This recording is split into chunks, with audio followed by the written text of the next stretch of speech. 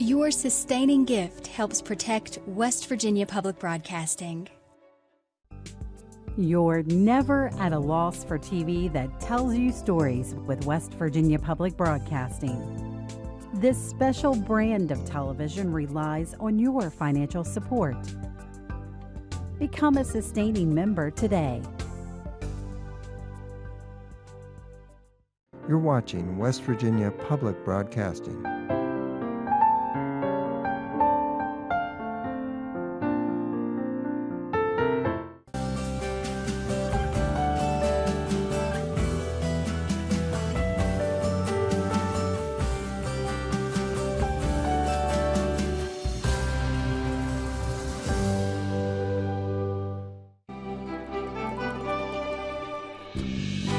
From West Virginia Public Broadcasting. Support for the Legislature Today is provided by AARP West Virginia, your ally for real possibilities in the Mountain State. Learn more at aarp.org/WV. The Charleston Gazette-Mail, using its CGM app to deliver the latest news, traffic, and weather alerts, keeping you in the know while you're on the go. Lumos Networks, online at lumosnetworks.com. West Virginia University, online at wvu.edu. Orion Strategies, professional public relations, government affairs, creative services, and research and polling, with offices in Charleston, Buchanan, Martinsburg, Pittsburgh, and Columbus.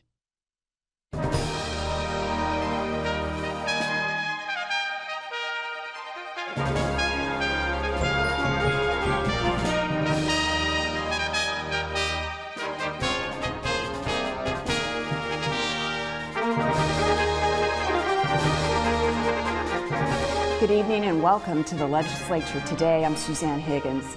Joining me for today's Reporters Roundtable are Brad McElhaney of West Virginia Metro News, Taylor Stuck from the Herald-Dispatch of Huntington, and Jake Zuckerman of the Charleston Gazette-Mail. Welcome to all of you. Hi, thank you. Well, yesterday the Comprehensive Education Reform Bill did pass the House. It was a 71-29 victory over there. It was expected to be received by the Senate today, but that didn't happen. Tell us what's going on, Brad. Yeah, well, good question. You know, one thing is it's a legitimately very large, very complicated bill, and the explanation we received is it needs some formatting, some explanation as it comes to the Senate, because they've got some decisions to make, whether to accept it, whether to reject the House changes and potentially go to conference committee, or whether to amend it. But there was another factor. There were a couple of Republican delegates, senators who were missing today, Senator Greg Boso, Senator Mike Maroney, and that margin in the Senate was only 18-16, if you recall, a couple of weeks ago. So a couple of missing senators could make a difference on whether to accept this bill as it's come over from the House or whether to reject it. And what is our sense? We're all out there, we're talking to two senators. What is our sense? Will they accept it? Will they not? I'm forming a conference committee with Jake and Taylor, and we're going straight to conference.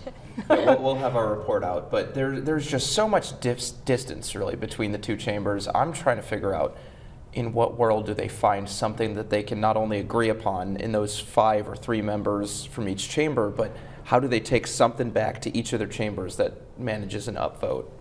And we've had the comments of the Senate President and the Senate Education Chair. I know that Senator Rucker told me yesterday she thought that there was a lot of thought put into the bill, but the removal of some of those provisions she felt was thoughtless. That was what she said. Yeah, big differences of opinion on the House and Senate side. The Senate majority feels strongly about education savings accounts, which are taxpayer dollars set aside for students in public school going to private education, and charter schools. The Senate majority would like to see more charter schools, and those votes in the House were just very telling. Just not a lot of support for either of those things, particularly the education savings accounts, and it's unclear to me, as it appears to be to Jake, that they can really meet and compromise in any way that would be a way to get a bill out of here. And I'd say one weird fulcrum in the debate is the Senate had this non-severability clause, the argument being we need all of this. We can't remove any part of this or all of education reform collapses. And not only did the House remove the non-severability clause, but they removed a lot of other pieces of the bill. So now the Senate is going to have to say, well, wait a minute, we said that you needed all of this. Maybe we don't feel so strongly about that now, or maybe we don't want any of this if we can't get all of this. Well, we saw Democrats who were in the House who were, steadfast against it at the beginning of that process when they received it from the Senate.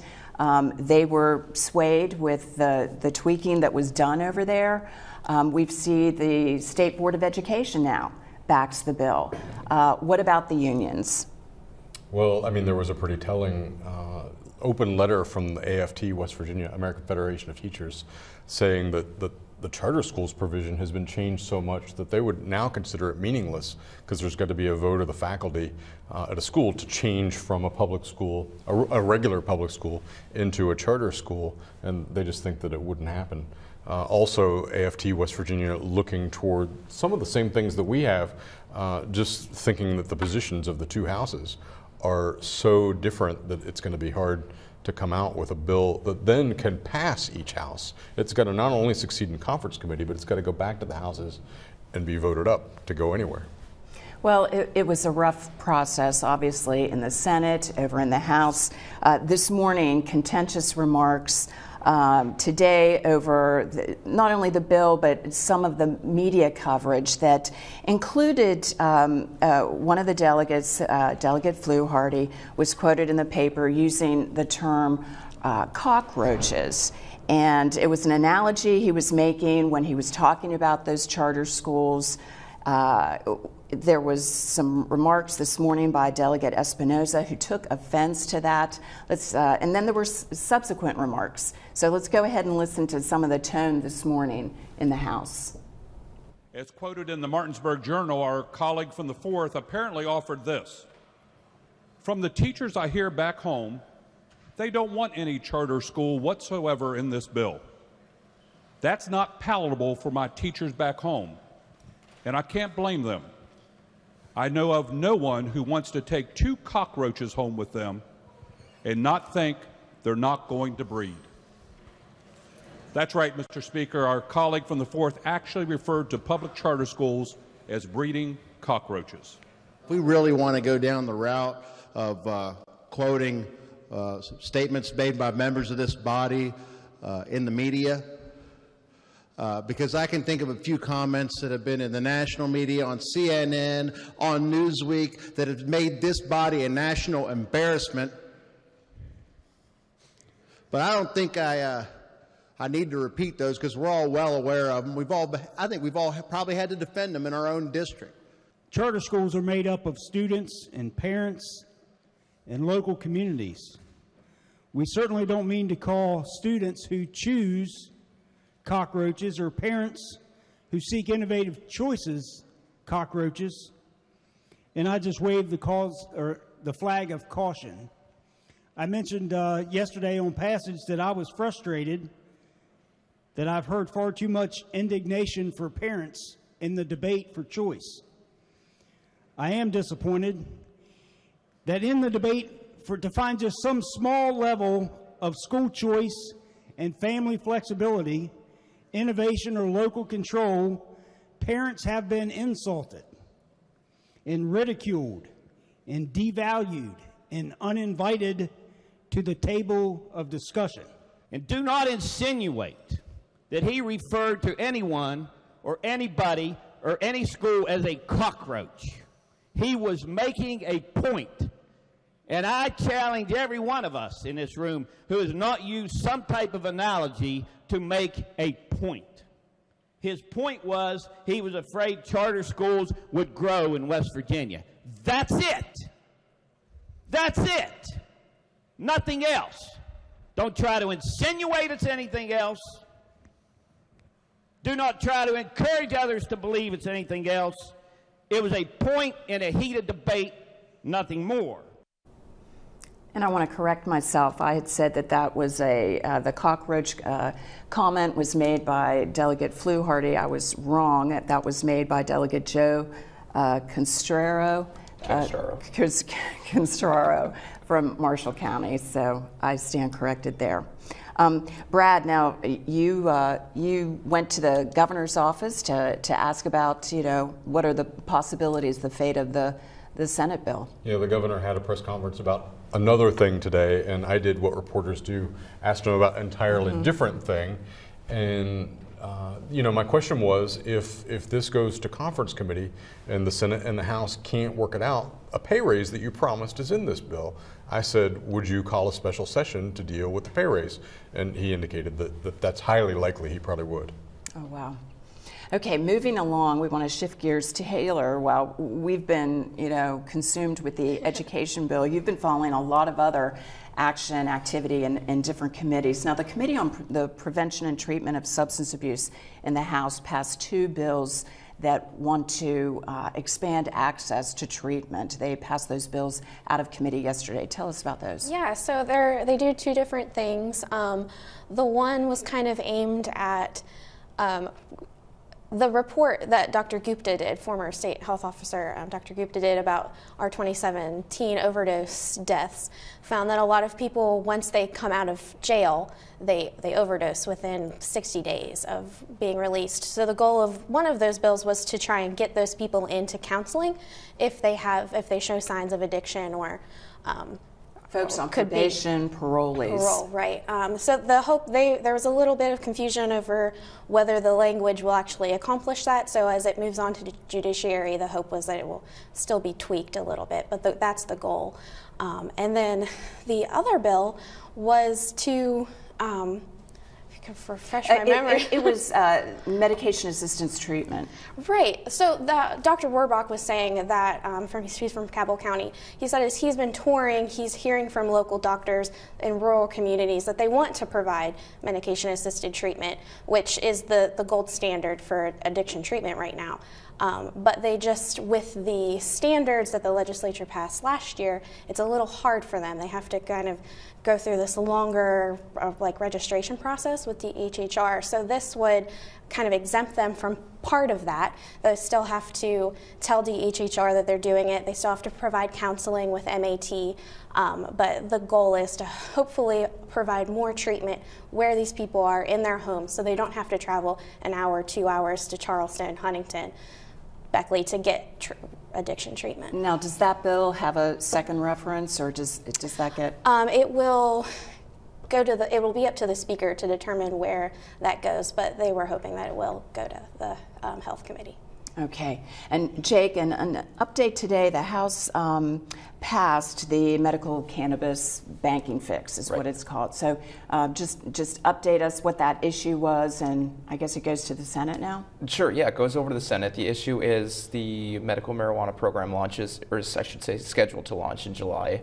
And it turns out there was a hole in the program and that there was really no mechanism for the state to handle fees and penalties and taxes that come with the substance. So what this bill does, because the the treasurer's vendors, which are banks, are kind of unwilling to touch the money because of some of the exposure with conflict with federal law, is it's going to say that any non-bank institutions, really looking at credit unions, if their board of directors are okay with the risk, then they can get in and they can bid for the state's contract. So it's going to hopefully it's going to patch up the financial hole in the program, and now that heads over to the Senate.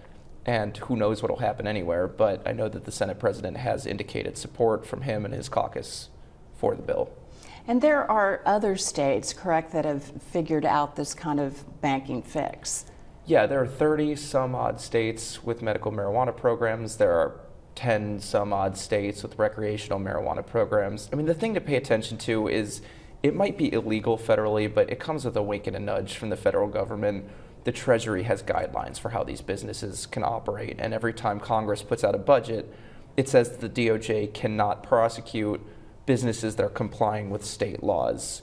And so it seems a little unfair to call it illegal at a federal level. It is technically illegal at a federal level, but there's certainly some safe harbors, to borrow a phrase from the Attorney General, who kind of okayed this, that businesses can operate legally within state law. Okay, I wanted to take a moment just to, mark the calendar. We are approaching on Monday, day 41, and there's some significance there in the Senate.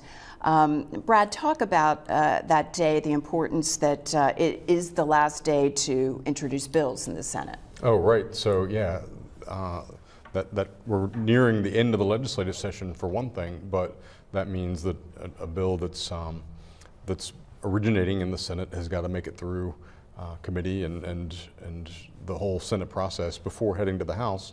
And that's one of the first milestones that means we're really coming up on the last little bit of the session here. Yeah, there are very few exceptions. I think joint resolutions and appropriation bills are among the exceptions that can still be introduced. Then 6 days after that, on day 47, bills are due out of committee in the House of Origin to ensure 3 full days of readings. And I guess I mentioned that just to say next week is going to be really, really busy in the committees. Yeah, and if we keep talking about this conference committee for the education bill, which is really like 12 bills in one, so if that's time consuming, but you've also got these other deadlines to get bills through, then it means we and the delegates and the senators are all going to be stressed out. Well, earlier this week, we had the House Education Chair and the Vice Chair and the Minority Vice Chair. And, I was asking them, well, what about that Community and Technical College bill? And they were like, hopefully this week, they're going to get to it. They thought they could get to it by the end of this week. Obviously, they haven't. Mm-hmm. And, I don't see it on the agenda next week or for Monday, but we'll see. That it's potentially some of these really important bills might get lost. I'd say I heard Speaker Hanshaw say something that I thought was quite clever. 60 days is an extremely long session if you are in the minority trying to stop everything, and it is an extremely short session if you are the majority trying to get through more projects than there are time to do them. A lot of bills that we talked about on this program early on that have kind of slipped by the wayside. The broadband bill that the House was proud of now is over on the Senate side, but where is it? The foster care bill that right. You and I have covered somewhat passed out of the House with some controversy. You would expect similar controversy on the Senate side, but they haven't picked it up yet. So a lot of second acts on bills still to come in short order. Another bill that we're seeing again this year that was here last year, Taylor, is the campus carry. Yes. And you covered that story this week. Tell us about that public hearing and where it is in committee. Yeah. So it's still in Judiciary Committee. They hadn't discussed the bill yet. And what would it allow? What would it allow? Right. So this would allow people who have 18 to 20-year-olds can get a concealed carry permit. They have to go through a little bit of training to get it, and so it would allow those folks to conceal carry their firearm onto campus. And it has some limitations, but I mean, it would allow it into dorm rooms, and there are a lot of professors, faculty, and students who are saying that this isn't going to make us feel safer, and that's really what came out of that public hearing. Was the majority of people were saying that this isn't going to make me feel safer. It's going to make me feel a lot less safe because now it's the same with this building. We can't carry a firearm here because we're having such lively discussions and people feel passionately, and the same thing's happening on our college campuses, and people are saying that if I'm not going to feel comfortable if someone next to me could have a gun. How am I going to feel safe that way? And what is your sense about the members of the committee and how they're leaning? It's something that it gets brought back up year after year with kind of the same type of pushback. So I feel, it will probably be along the same lines as it has been in past years. When you have so many people who are directly impacted opposing it, it's kind of hard to see it being pushed through. That bill came up last year and was discussed in committee and just sort of fell by the wayside. Particularly West Virginia University was strongly opposed and expressed its opposition to that bill. I think it's also important to note that the campus police officers really oppose it. Jim Terry, chief of the Marshall Police Department, always says, when I show up, I don't know who's the shooter and who is rightfully having a gun. Like, they need to know who is wrongly, has a gun, and for the safety of everybody. And so all campus police officers from across the state were also in opposition to it. Okay, now there was I can't even find it. Jake, you wanted to talk about the fact that, bathroom renovations may have to wait a little bit longer here at the Capitol. Well, I wouldn't say that, but they certainly lost a very probably negligible sum of money. But there was this strange bill that came up before a really minor committee, but it was just very curious, the whole thing. And the idea of the bill is that any person can pay $250 and receive a background check and have unlimited access to this building 24/7 for 2 years. And it is open to any member of the public, but it seems like the only people who would really buy this would be lobbyists. And some members of the committee, I think, like right when it came up, and those $250 would go to bathrooms. So bathroom renovations. Yeah, the jokes write themselves. And I think that some people on the committee were just flummoxed at why we're even considering giving corporate lobbyists more access than the general public. There's an optics problem there. And the committee tried to amend lobbyists out of the bill to say, if this is about public access, then let's just make it the general public and not lobbyists who will probably pass the cost on to their clients. And that was voted down. And I think that was when people really started to smell something funny.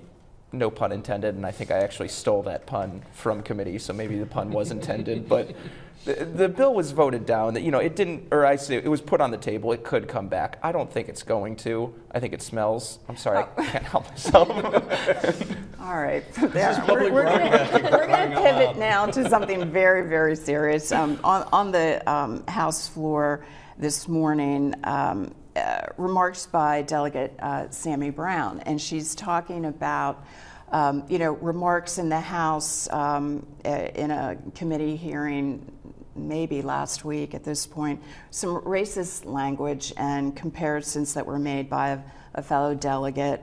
Before we go to that, Brad, can you just update us on the controversy surrounding comments that have been made repeatedly, really, by Delegate Porterfield before we go into her remarks this morning? Obviously, that's still festering in the House. Yeah, this all began in a meeting, just a committee meeting a couple of weeks ago, and it was a bill where there was an amendment proposed that would have rescinded municipal fairness laws that include sexual orientation and gender identity. But Delegate Porterfield went beyond that with his language and with his push for the amendment into some, territory that crossed the line rhetorically. And that has sparked one day a very passionate floor discussion in the House, but there have been essentially brush fires on it ever since, with delegates like Delegate Brown continuing to be very concerned with the culture. And so, one thing that we've wondered, we in the media, is what is Delegate Porterfield's status? And that is what she asked. She wants some kind of response from leadership. Let's go ahead and listen to that right now.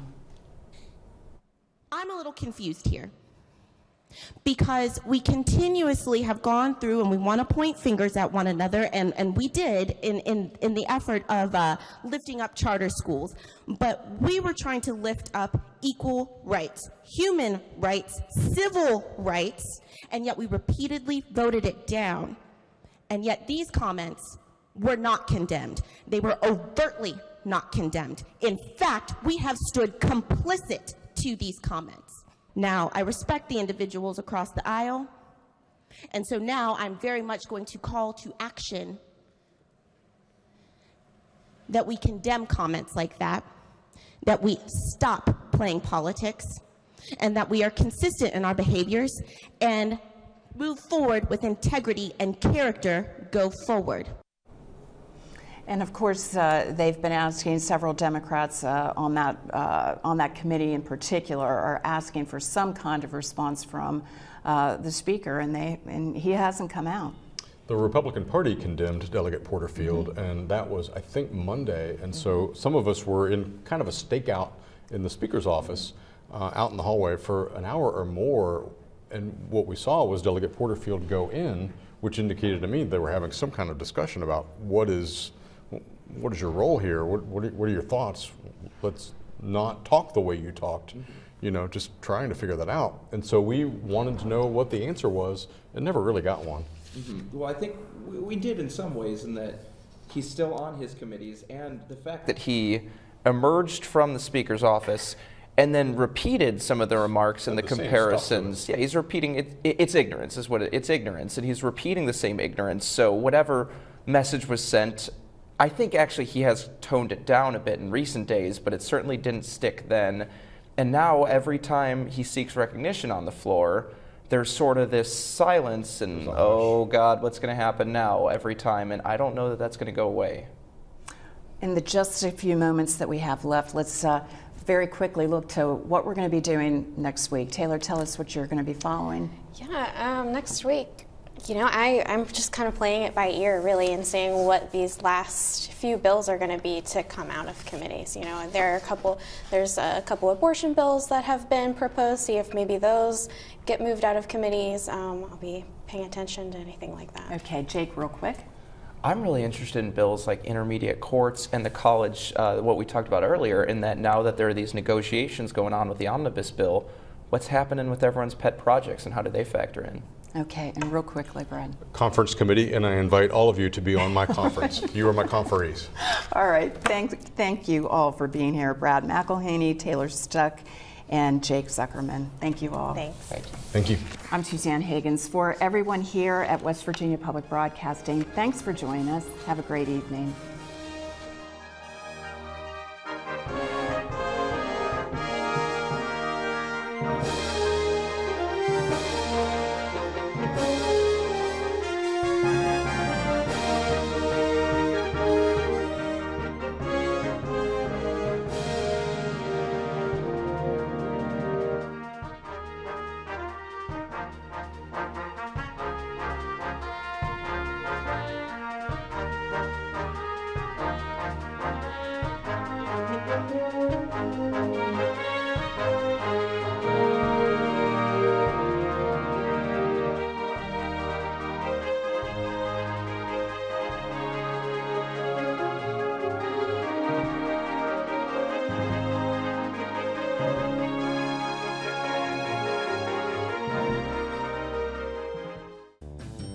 By supporting children's programs on West Virginia's PBS statewide network, your organization demonstrates support for quality educational television. Moms and dads appreciate your investment. To learn how your organization can invest in the next generation, call our community